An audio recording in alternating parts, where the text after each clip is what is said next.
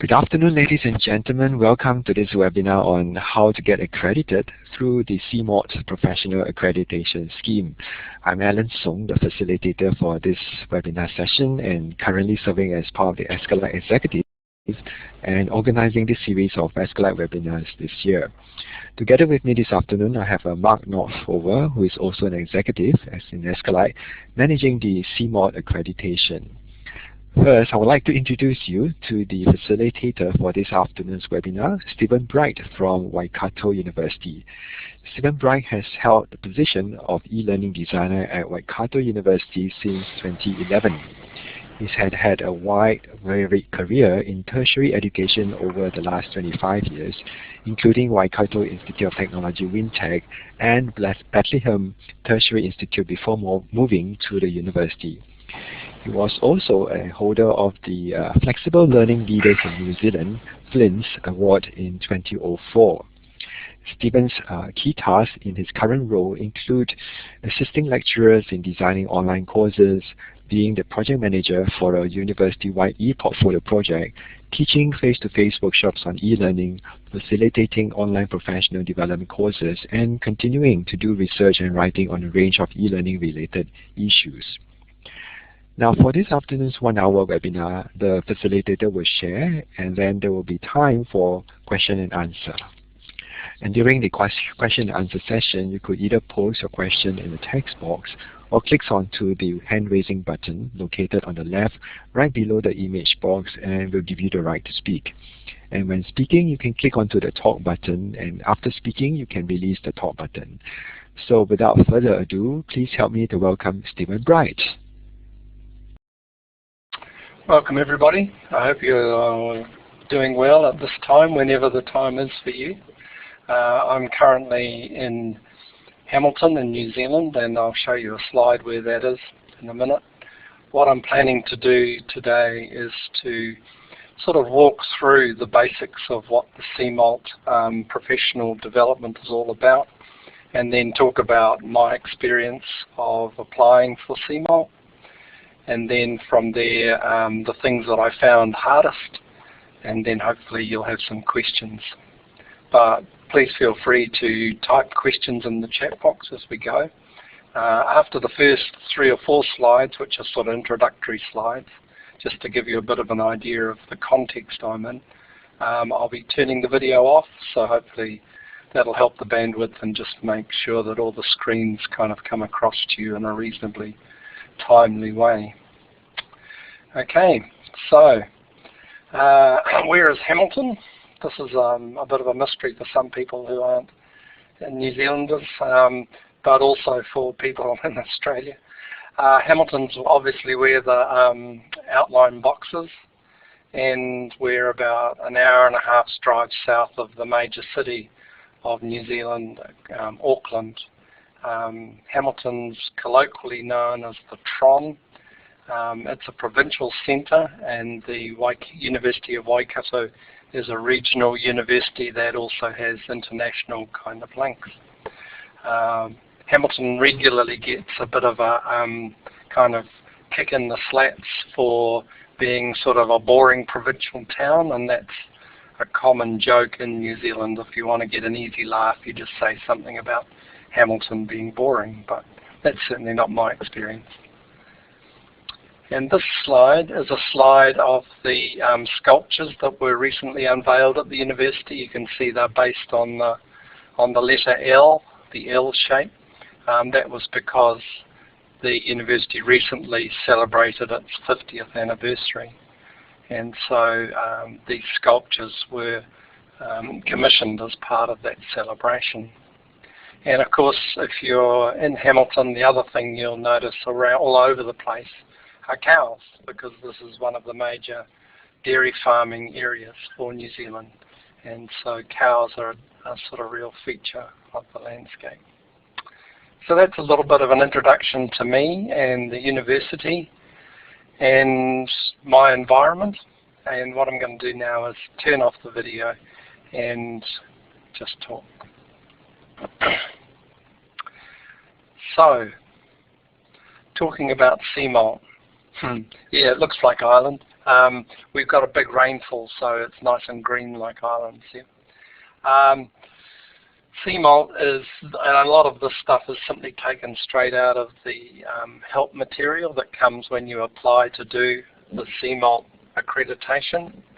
And so this is nothing particularly original on my part, but it is, the idea of CMALT is, I guess, that you find some way of having a formal acknowledgement of your experience and capabilities, and that it's certified by peers who are knowledgeable peers, and it's an indicator that you are serious about your professional development. So I didn't have too much problems persuading my manager that this would be a good idea and a good thing to do, and she agreed to it reasonably readily. There is a fee involved, but it's not too huge.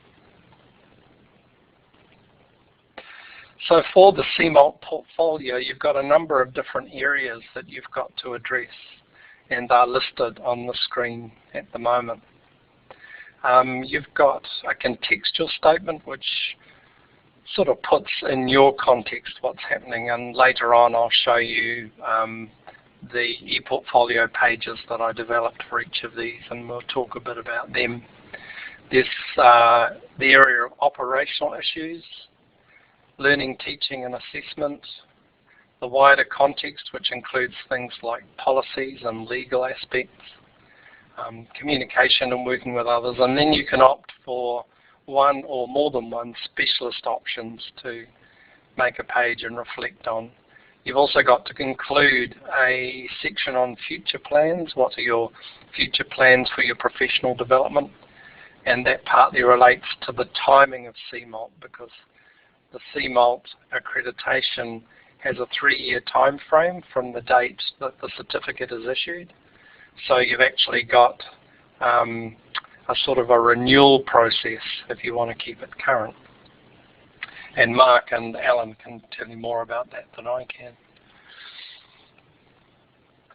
So looking next at what it's about, this again is a little chunk that's taken straight out of the supporting material, the help files that go with CMALT. So one of the things that is a key to CMALT is that there's got to be some reflective comment, and I put reflective in red because when I looked at the help files I discovered that the thing that seems to trip up people and mean that they have to resubmit their portfolio, the key thing, or the most common thing, is that there's not enough reflection. There's plenty of description and evidence, but not enough reflection on that evidence. It's not like an essay or a thesis. You're expected to write in the first person. It's about you and what you're doing. But for each section, you've got to provide some sort of description of what you've done, and then some evidence which shows that you've done what you've said you've done, and then finally a reflection section on what you've learned as a result. So the reflection section is something we'll talk about a bit more, but I think that's one of the keys. One of the things that I did is that I went back and I redid my reflection sections 3 or 4 times before I finally submitted the portfolio. So thinking a bit more about reflection, these questions are suggested by the help material. What have I learned from doing what I describe? What went well? What could have done better? What would I do differently another time? And what was the impact on users, the students, the learning process? So I found those really helpful in terms of sometimes when you sit down and think about writing something and you're supposed to reflect on an event or a project, it's sometimes hard to sort of think what you're going to write. But I found using these questions meant that I had at least a starting point for the reflection sections, and I could build around these and add things.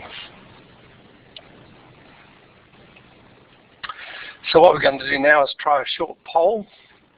If I can figure out how to do it. So what you need to do is click on the, if you look at the participants box, there's a little letter A, respond to poll. So what I'd like you to do now is click on that box and do a little bit of a self-rating. What do you think your own reflective skills are like?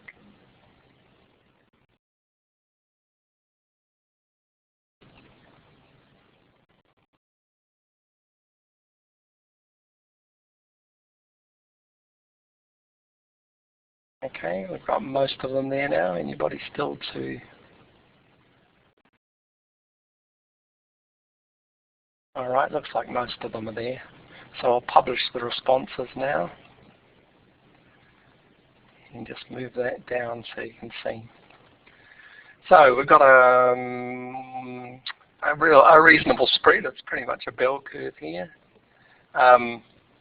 except that most people think, nah, their reflective skills are better than fairly minimal. And I guess most people have opted for average. So if you've opted for average, I think what that means is you need to actually think about having more than one crack at the reflections related to each section. And that's the bit that you focus on, because a lot of the other stuff is pretty much straightforward in terms of gathering evidence, and it's things like job descriptions and stuff like that. So what you're going to do, as I say, my view is that the reflection is the hardest item in terms of setting out your portfolio. So what I'm going to talk about next is the tools that I used and why, and what I found easy. I've already mentioned that I found the reflections were one of the harder bits, and what's going to go with that. So because I've been involved in doing a project at the university here with Mahara, which is a New Zealand-based piece of e-portfolio software that's open source, and we were using it for various pilot groups, I decided it would make sense for me to use Mahara. But that's not a compulsory that you use an e-portfolio software. You could use Google Sites. You could even simply hand in a Word document if you wanted to do it that way. Maybe people could type in the chat box now the kinds of tools that, if they were going to do this kind of task, what kind of tools would you think of using? So just type that in the chat box now. Okay, Weebly, that's an interesting one, Bruce. Maybe Google Docs, Evernote. Google Sites, yes, that's a good tool. Looks like you're going to have to decide, Kathy, if you're going to do something. PeoplePad's another e-portfolio software item. So there's a range of tools that you've suggested there, and there's no one right tool. It's probably something what you're familiar with and what's going to be the most efficient for you, because the actual material, as you see for them from the pages, is pretty straightforward. It's not anything very flash.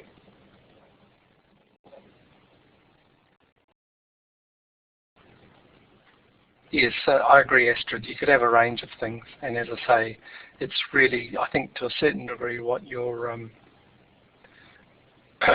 familiar with and what's going to be the most efficient way for you to do it.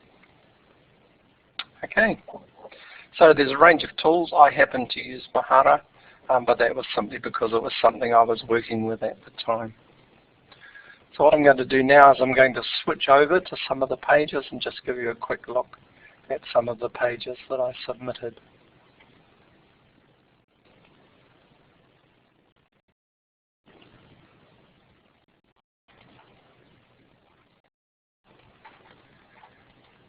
Okay, so Alan, can you just confirm that you can see my CMALT page, please? Yes, it's clear. Okay, that's good. So this is the contextual statement, and this is the centerpiece, is a piece that I wrote for this particular page, but the rest of it, as you can see, is just details that are pretty much common. My contact details on the right-hand side, the key tasks are straight from my job description.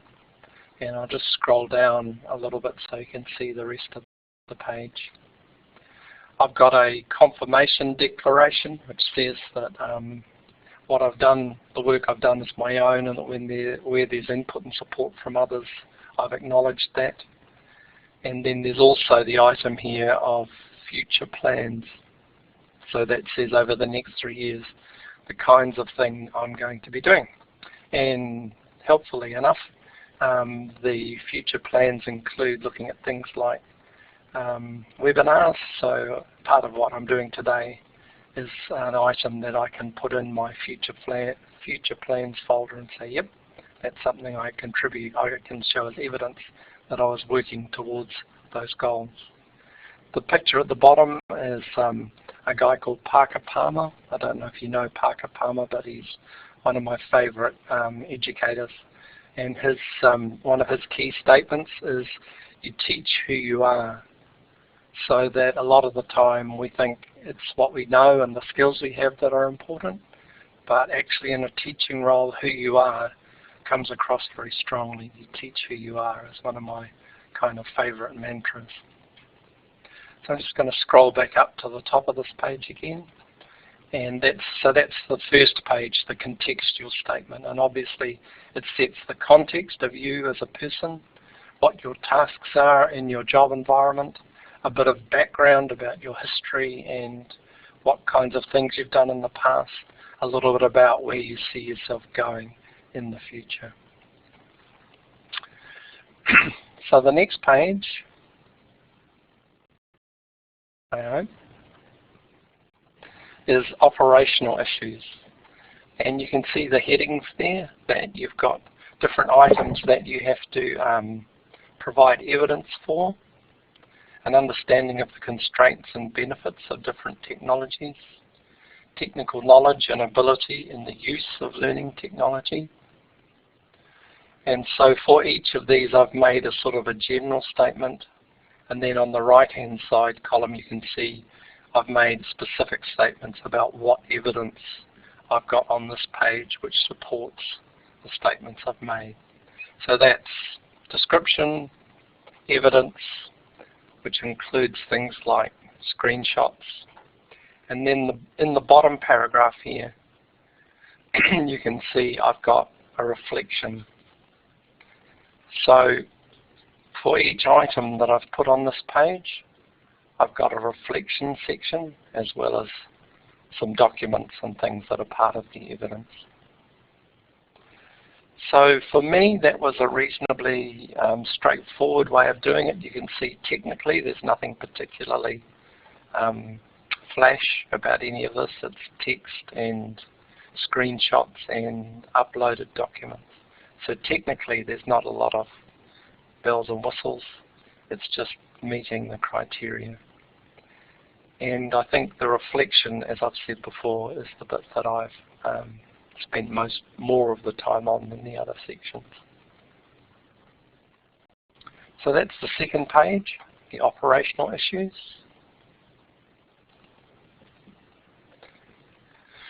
The third page is about learning, teaching and assessment.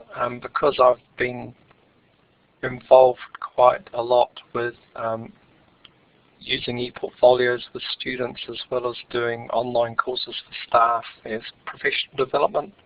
This one I think was one of the easier pages I found to do, and it has screenshots from the online course I run for staff as well as some description of that. It also has a broken image link. And the reflections again. So it's important with the reflections, I think, just hammering away at that, to not just say, I think this is what happened was good, bad or indifferent, but also what you think you'd do differently or what developments. And in the case of this particular one, I'd already developed one course which was an introduction to online learning, which was sort of like a beginner experience for staff who hadn't experienced online learning at all. But as part of that, I realised there was a demand for more experienced staff to go on and have something more focused on e-learning design. And so just actually on Monday next week, we're kicking off the first e-learning design course, which I developed as a follow-on to the Introduction to E-Learning course. So that's an example of the kind of things the assessors are looking for, not just what did you do and how well did it go, but also what developments might you include and what's the outcome of working on those developments.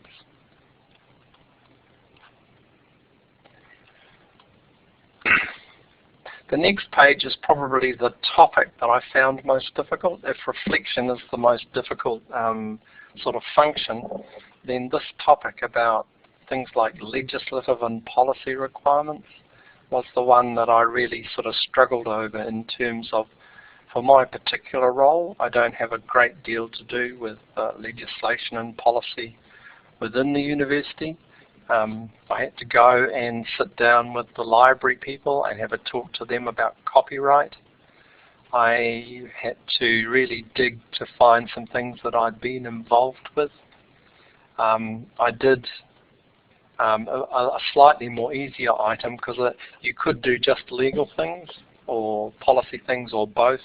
So because I was scratching to find enough to put on this page, I did some stuff which was about generally about legal stuff like copyright, and then some stuff which was about the policies of the university per se.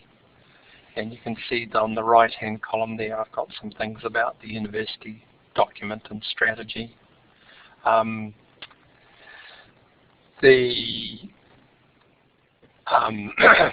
The university has a strategy document, which is what's on screen at the moment, but as part of that strategy document, it doesn't actually have a separate e-learning strategy. And that's got some pluses and minuses. The e-learning stuff is integrated into the strategy at various points, but you've also got the problem of not having something that's very coherent. And so I've kind of pointed out the pros and the cons of that kind of that way of tackling e-learning policy. So back up to the top, nearly through the bit doing stuff about the pages. And the next one is about communication and working with others. So that was relatively straightforward, and finding evidence that I could put there, obviously with the permission of the people who I had taken screenshots of different things and used tools like appear.in. So there's a section there about that, just examples of what I've been doing really. And then some reflections. And these reflections I talked not only about what I'd done, but also about some of the problems of communicating. As most of you will know, in large institutions, communication is often a bit of an issue. The email overload issue, phone system messaging is a bit hit and miss.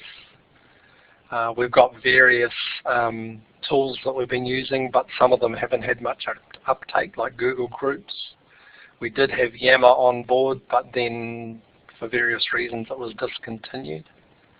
And I sort of suggested really some ways at the end of not just what happens, but how we could improve our communication around the e-learning area with the rest of the university.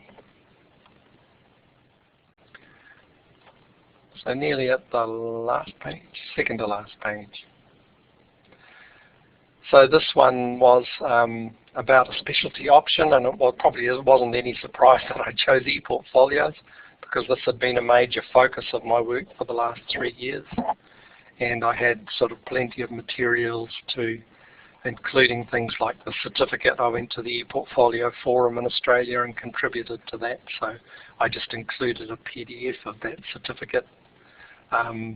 some research that I did in the presentation on embedded Google Slides, and some reflections then, of course, about how our uptake of e-portfolios has gone, and also how we might, some of the issues we might be facing for that in the future.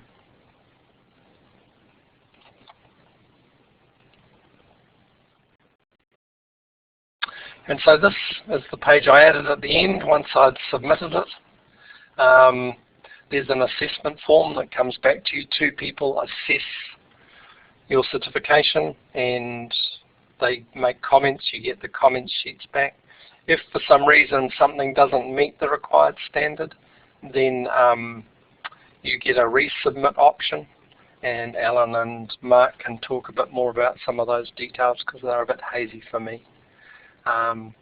So yeah, so I was fortunately successful to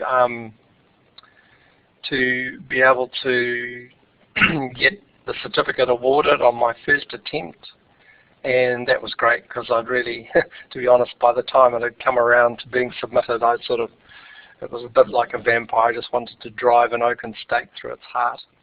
But it was a very valuable learning experience for me. I think it made me do things and think about what I do and how I do them in ways that I wouldn't have done if I hadn't sort of been corralled into it by the requirements of the portfolio.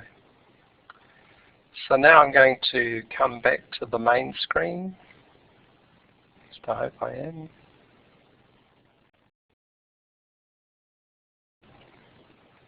And I'm just going to,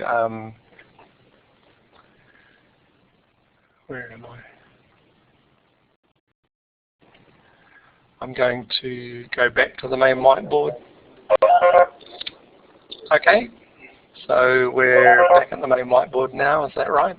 If you can see what tool did I use stuff, then just type yes for me so I know where I am. Cool, looks like we're back all together again. So if anybody's got any questions at this point about what I've said so far, this will probably be a good moment for me to just take a pause and let you think about what kinds of things you'd like to ask. So I'll just pause for a minute. Thanks, Mark.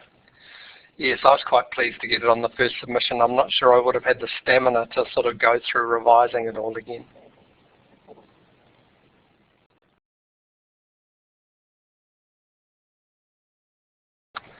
Yes, Lisa, that's a good question. How long did it take?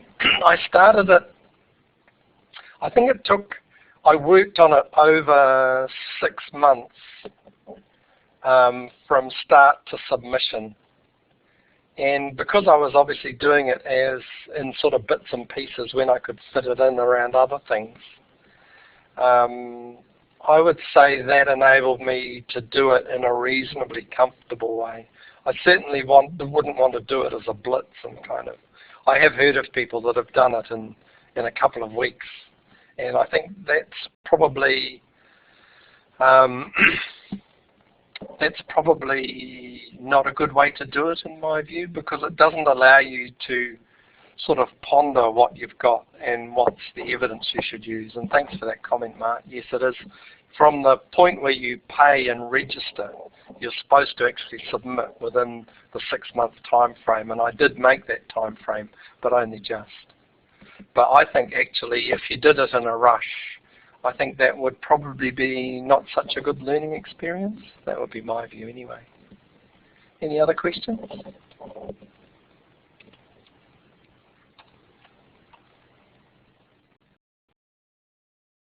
Yeah, and Mark's just stating that he didn't quite make it in that time frame, but there wasn't a big deal about that. It wasn't like, okay, you've missed the 6-month mark, so now you have to apply again, kind of thing.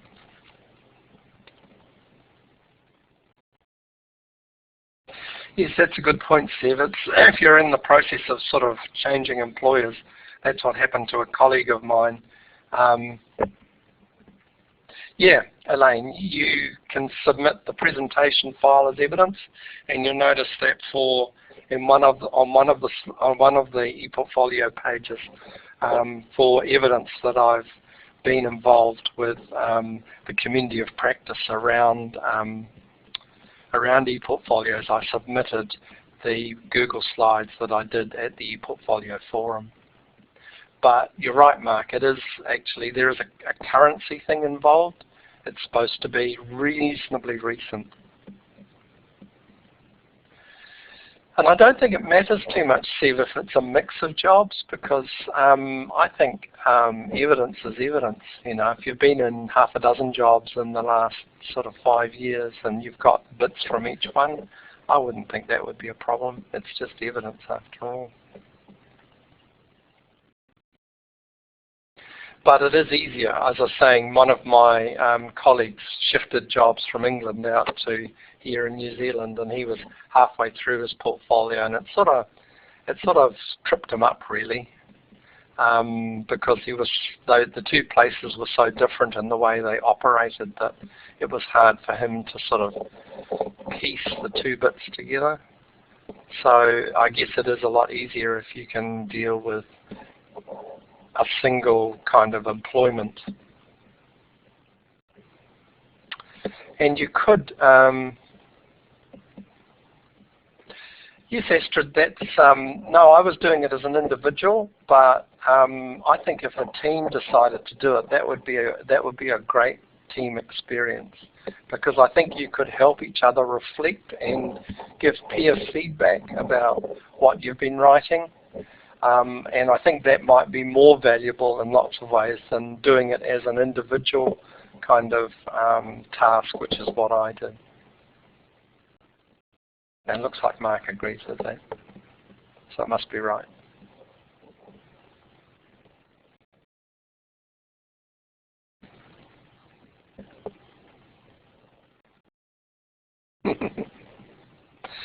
So yeah, it is a kind of it's not a trivial task. I want to say that as well. Although it didn't take me hundreds of hours, it's certainly some of the items that I had to sort of dig for, like emails from people which I could use as evidence for a particular item, and then getting permission from them to use it, and anonymizing the screenshot and doing those kinds of things. It certainly, it took a while. I think 6 months. I wouldn't like to try and do it in a shorter time frame than 6 months, although that is possible. And so, yeah, so Mark's feedback that the final submission's about 5,000 words. It's not a sort of, as the Anglican Marriage Services says, to be taken in hand inadvisedly, lightly, or wantonly. But it's, yeah, it's doable. It is doable.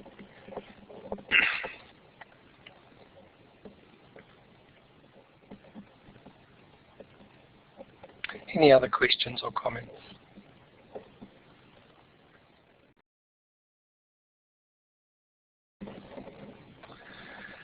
I didn't have a lot of literature, Alan, to be honest. There was that reference to Parker Palmer I talked about, and I did talk about the sort of underpinning philosophy of e-portfolios and the sort of social constructivist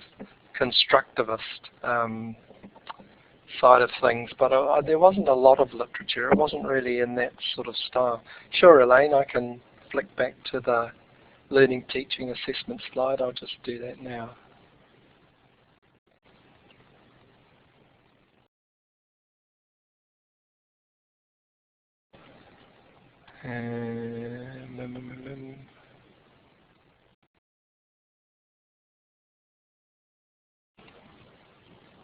Can't see any yellow.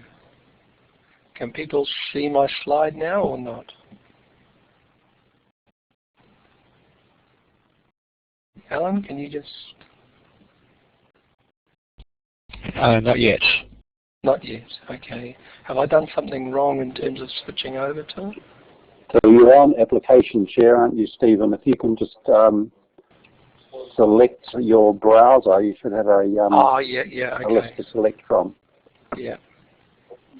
Do I need to stop sharing, or can I just click the application sharing button and it says hosting is paused, but I'm not getting a list of what to go back to. Okay. All right, we might just ditch that. Stephen, you could, stop sharing and then start sharing again and see if you get that list. Right. It is starting now, yeah. What is it doing?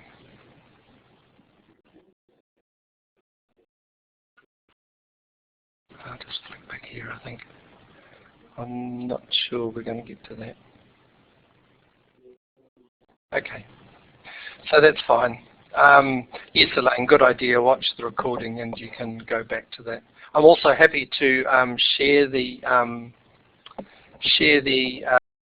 pages with you if you like, and I can do that in terms of a URL, which is just a sort of view-only URL, and you can go into the slides and have a look at them for yourself.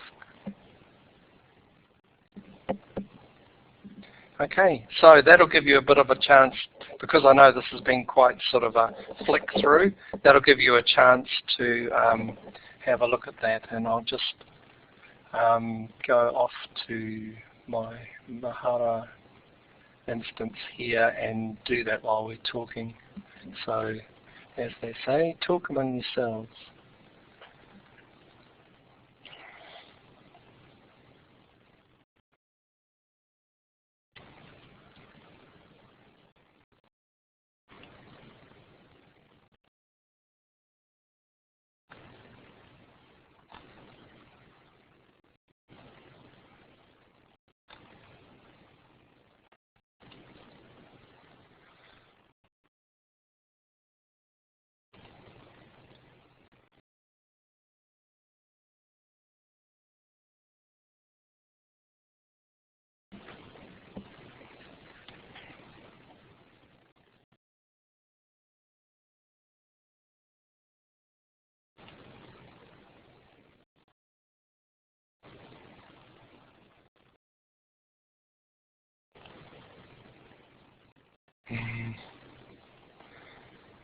Can I remember?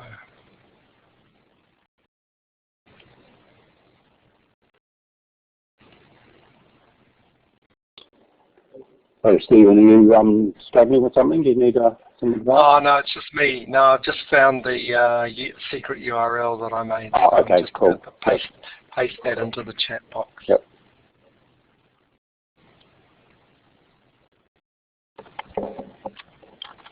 All right.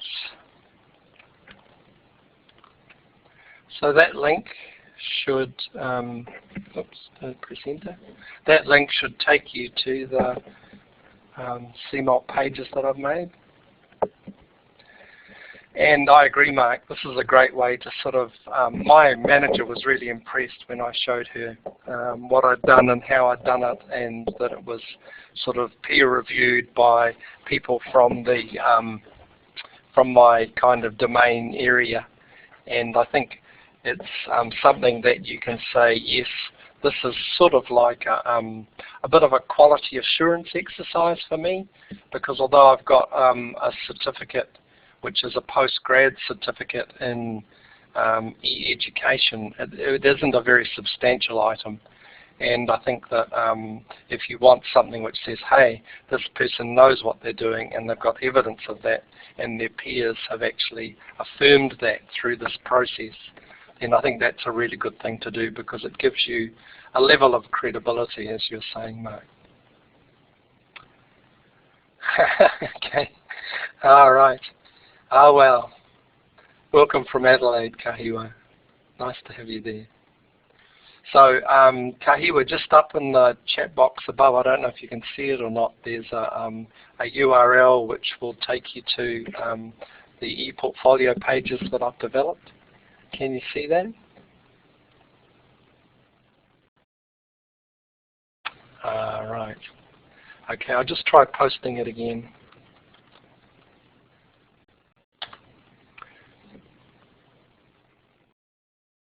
So that will take you to a read-only view of some of the material. And that's a good point, Bruce. You may have sort of concerns or policy that says what you can share with who and what you can't. So you've got to obviously stay within those policies. And that's a good comment, Bruce, that you can, yeah, obviously you can do things like restrict access. Mahara will let you make things completely public, i.e. searchable by Google, but this is not in that category.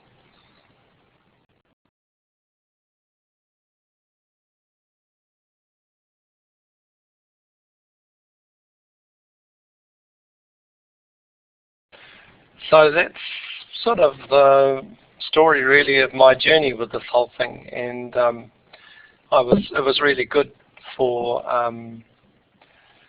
to be encouraged by Mark and other people on that process. We had a little Google Plus group which sort of jollied each other along from time to time. Finding evidence, I agree, Mark, is actually sometimes a bit of an issue because you know you've done things, but what can you show which actually is sort of proof that you've done it? And certainly the reflection, again, is I think the thing that you need to spend a lot of time on, because it's actually not straightforward sometimes to reflect on what you've done, how it could be better.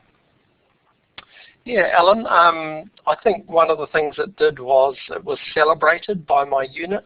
So my manager actually, when I got the, I was awarded the certificate, my manager posted that in a reasonably public place with a congratulations note online. I think she was, she saw it as a kind of affirmation of what I was doing, but also of the kind of expertise level of the unit as a whole, because obviously as part of this I consulted with my colleagues. And as well as that, it's something I put on my CV. And it's really, with the whole secret URL process, if I intend to apply for another job, this can act like a sort of an extended CV for what I've done, because it's got a lot of things in it that you wouldn't put in your standard 2-page A4 CV.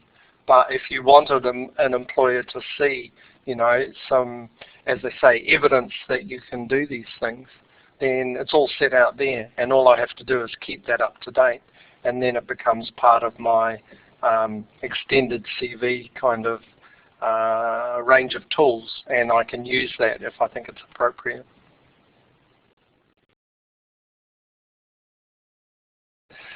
And yeah, there's quite a, you're right, Mark, this sort of started in the UK and it's more commonly known in the UK, but there's not a great number of New Zealanders, Australians who actually have got CMALT. I know 2 or 3 in New Zealand, and that was about it. And so ASCILITE, as a sort of a partner in the CMALT process, is promoting this, and that's part of the reason, I guess, why I was asked to contribute my tuppence worth in this webinar.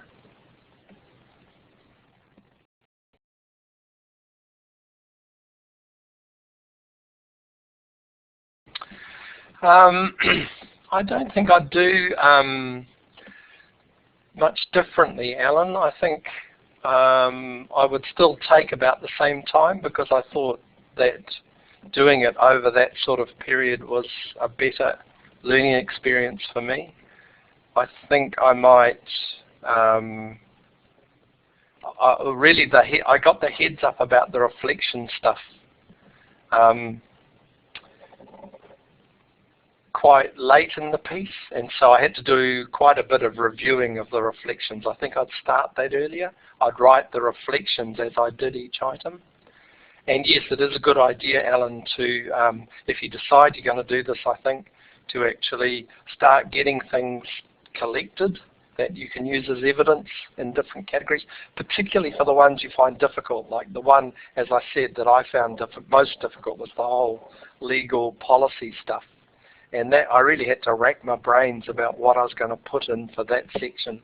And so I think if you can identify things that are going to be harder and tackle them, then that's a good idea. That's quite a good way to sort of the work to do before you actually embark.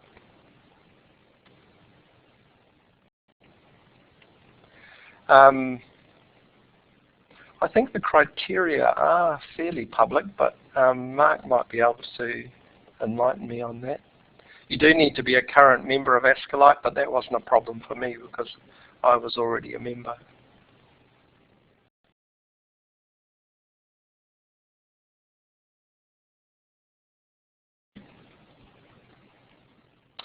I think, Astrid, that it has influenced my practice. I think a lot more now about when I can get the chance, because we're all caught in the busy rush sometimes, but when I've got the chance, I actually do more reflecting on what's going on. And so I'm doing more, being more reflective on my work really is one of the consequences, I think. And for the future stuff, Astrid,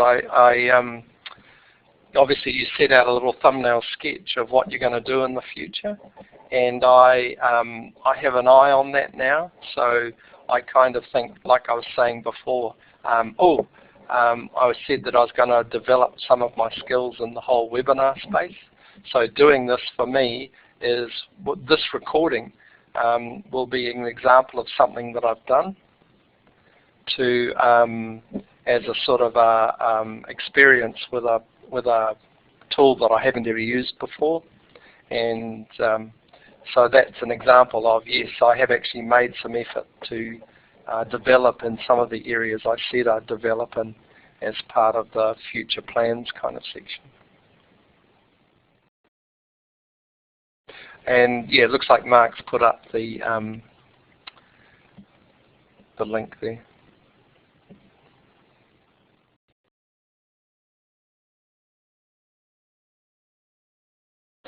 Elaine, yes, occasionally. I use Mahara for quite a few different things. So there was a sense in which the CMALT stuff was almost like a specialized task that I use Mahara for. But as well as that, I do use it for other things, and I sometimes use it as a bit of a sort of almost like a online notes pad, in the sense of good ideas. Like if you've got a good idea, what do you do with it exactly? And if I don't write it down or put it somewhere, I just forget it. And if I put it in things like Google Docs, then I've found that unless I can remember the title, I can't find it. So I had this really good idea about so-and-so, and I search under so-and-so, and I can't find it. Where did it go? So I found that having a sort of a good ideas page in Mahara has actually been one of the things that, because from those good ideas you can start developing things which actually become projects, or things where you follow up because you want to do something and develop in that area. So that's one thing I've done. Yeah, Kahiwa, it's because I was sort of, it's no secret that I'm getting on a bit in life, and forgetting things seems to be very challenging. And Astrid, I see you use Evernote. Yeah, there's good tools around for that kind of stuff now. I think it is about making space for that. And I can remember having a conversation with one of my senior managers saying, where do good ideas go in the university? You know, where do people share their good ideas? How do they put things out there for other people to reflect on and to affirm or to critique or whatever? And there really isn't a process, which I think is a real pity.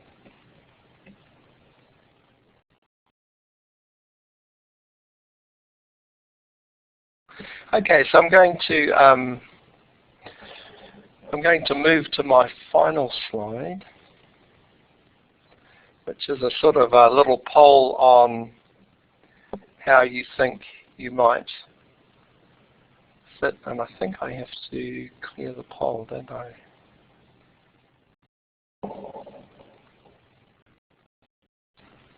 Oh no, might be all right. So there's a little poll there for you to respond to. So having sat through this session, what's oh, thanks Mark, you cleared it earlier. So yep, you can just click the little polling button and put what you think you might be up for in relation to this.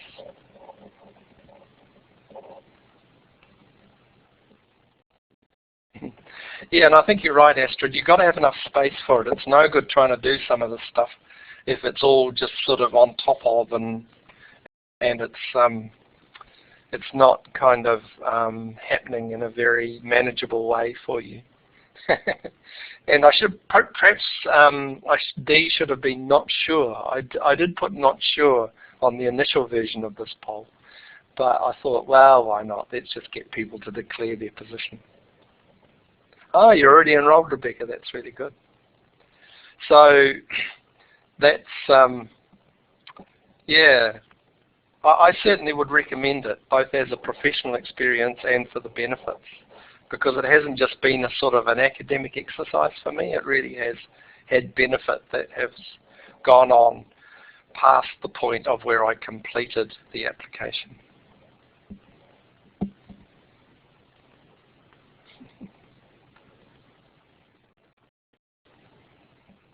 And I think the idea of doing it as a group, I think that's a brilliant idea. If you could have say 3 or 4 people in your e-learning unit or in your section or whatever, doing it together, I think that would be a very valuable experience. Okay, Bruce, nice to have you on board. Good that you're able to join in. Anybody else that needs to go, please feel free. I'll just show the poll results and then we're probably in wrap-up time.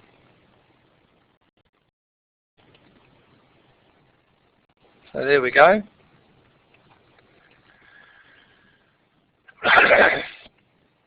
So mostly A's and a few B's. So yeah, it looks like we might have some people that are going to be signing up in the near future. That's great.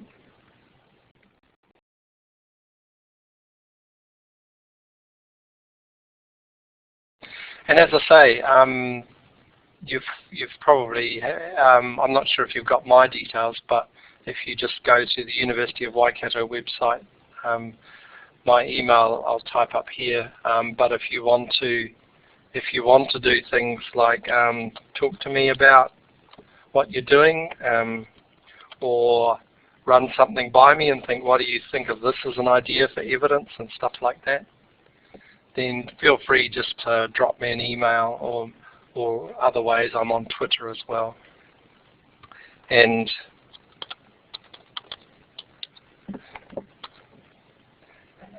we can have a chat about it, and that might be some feedback you can get, which is in a sense outside of your particular kind of location. I'm very happy to give you some feedback, and that might be a help in terms of if you're doing it as a loaner in your particular institution. Yeah, no problems. I think for me, education's all about sharing, really. That's what we should be doing. Thanks, Lisa. Yeah. I'm going to charge after 6 months. So.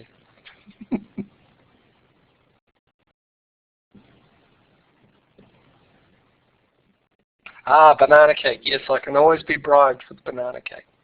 I might even come up to AUT and have it face to face. That would be brilliant.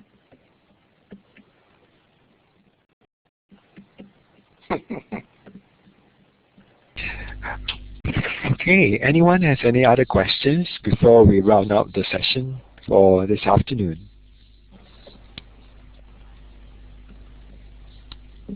Okay, we'll still be around for a couple of minutes, but at this point in time, I just want to thank Stephen for sharing his personal journey in terms of getting the CMALT accreditation.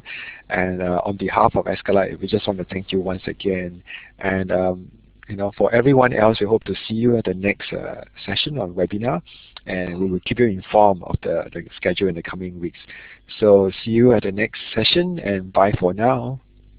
Okay, thanks Alan. Yeah, really enjoyed